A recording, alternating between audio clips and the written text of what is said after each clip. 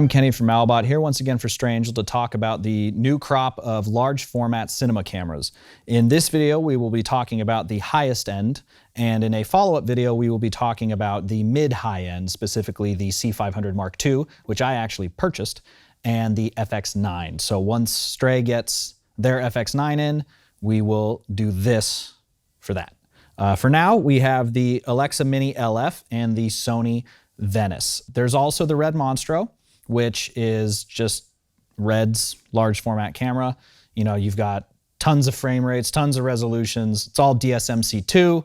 If you're in the Red ecosystem and you want to go large format, that's where you'd go. I'm not personally a Red guy. They're great cameras. I don't use them that much. I'm more in the Canon Arri realm. But so just for now, we're doing two cameras, and Red is Red. You know, that's like its own thing almost. To start, the Alexa LF is 4.5K large format Alexa. It's basically just two of their ALEV 3 sensors that they've used in all their other cameras mushed together. In my opinion, it was probably to get Netflix off their back. That is neither here nor there. The new body includes the new Viewfinder, which is fantastic. Looks amazing in there. A big upgrade from the old one that a lot of people seem to have problems with. Body is carbon fiber. Looks kind of like modern Death Star-y, which I think is kind of cool. It's got scratch audio built in, which is pretty sick, as well as a mini XLR port on the back, so you don't need your A-box anymore. If you get this from a rental house like Strangel, it will include, likely, at least here, this cage system with the handle and the mount for the viewfinder, and the cage that goes back here, which holds the power distribution box, which holds your battery. It also has, this is the compact bridge plate, includes shoulder mount. So if you really wanted to, you could do this move, which actually is not that bad. Camera's not too heavy. That was the whole reason that Roger Deakins chose it for 1917, which I recommend you see in theaters. Not on Blu-ray, you're gonna need it. You need it this big, and you need to not be distracted. But it's light enough for one person to operate, light enough for, you know, I saw it, they ran it on a Ronin or something like that. One of those gimbals. I saw it on the Trinity. I saw it on an arm, obviously, like a Russian arm. I saw it on Steadicams. Put it anywhere. That's the whole point of the Mini, the Arri Minis, is you can run them anywhere. You can only shoot large format. Super 35 is going to come in a software update or firmware update of some kind, but for now it's only large format, which I think Arri's position right now is like, if you're gonna shoot Super 35, just shoot an Arri Mini or an Alexa or whatever, because it's all kind of the same thing. If you're trying to shoot large format, that's why you get this. Another nice thing that I like is the Viewfinder cable. It doesn't have like a registration key anymore, so you can just plug it in directly. Like you can do it blind if you want, and it actually rotates, so you know the cable won't get twisted in on itself. You've also got wireless, so you can use your Fizz controller, the Arri WCU4, and that'll control, like I said, you know, Fizz, and that comes out of a little port right here and just goes right there, and you can do that little daisy chain, so that's all nice, compact, svelte, whatever. Other than that, it's pretty much a regular Arri Mini. Moving to the VENICE, you've got a lot more options. This uses the LPL mount. You can also get a converter for PL, which I suppose will matter in the future. This is E-mount. So you've got your Sony G series. You can put an adapter on there as we have here for PL. You can do EF. There's tons of options there. A lot more shooting options. You've got 6K, 4K, anamorphic, but this is only 4.5K. Like I said, this goes all the way up to 6. You've also got dual native ISO between 500 and 2500, which is pretty clutch. Overall, shooting large format means that you have more photo sites, you're gonna get more light, and therefore better low light response overall and lower noise.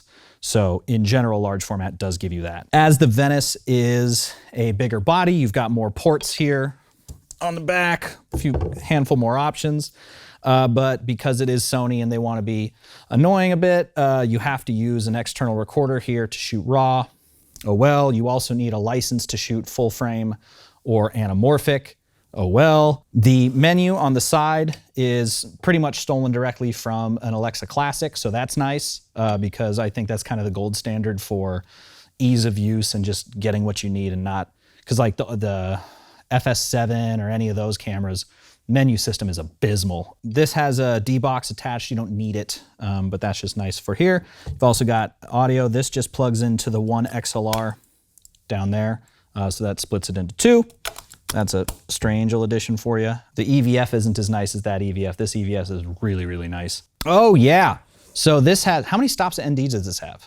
Because this only has 3 ND options, 0.6, 1.2, and 2.1. Yeah. So this does have operator side and AC side, but which this does not, obviously, because this is the Mini and this is like a full production camera. But the one thing you do have with the Venice as well is the Rialto attachment, which basically takes the sensor block and puts it, it's just like the mount and a little block, so you can put that anywhere. I mean, it's the size of like an A7 almost, with a lens attached, which is very nice. It's just a big old cable that goes to the body. You can put the body, for instance, in the back of a car and then mount the Rialto here, you know, for the driver.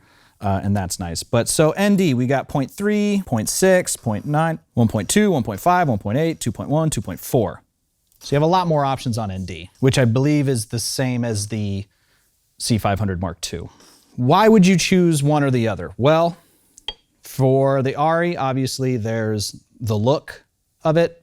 In my opinion, Arri is kind of the gold standard for that sort of painterly cinematic image that we've grown to love over the years.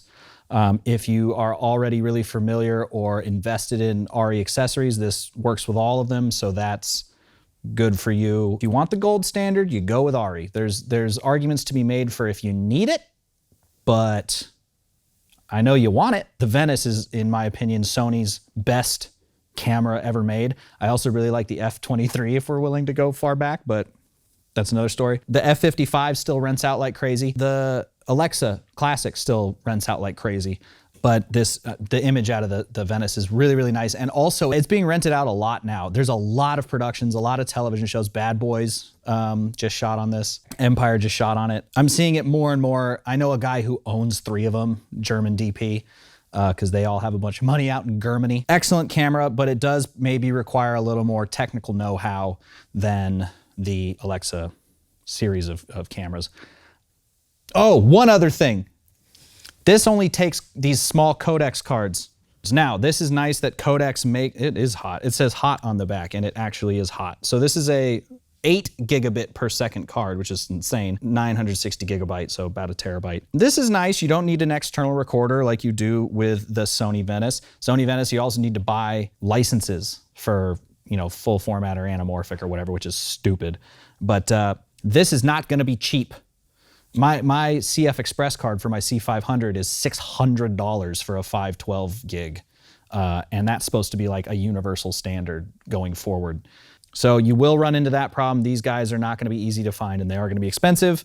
The Venice uses S/S cards, SXS, however you wanna go with that, or the external recorder here. Those are a little easier to find. Is there one in here? I don't think so. You're gonna pay the Arri tax. You're gonna, you know, you're gonna spend more money with the attention to detail and the sort of Apple-ness of everything works together, whereas Sony is a little bit more ubiquitous, I suppose, in terms of accessories and stuff like that. So there's that to consider. Anyway, thank you for watching. Like I said, you can rent these from Strangel starting now. And like I said in the follow-up video, we will be doing C500 Mark II versus FX9.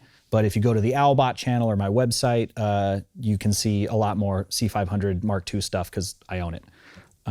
Yeah, so that's it. Hope that was informative, and we'll see you around.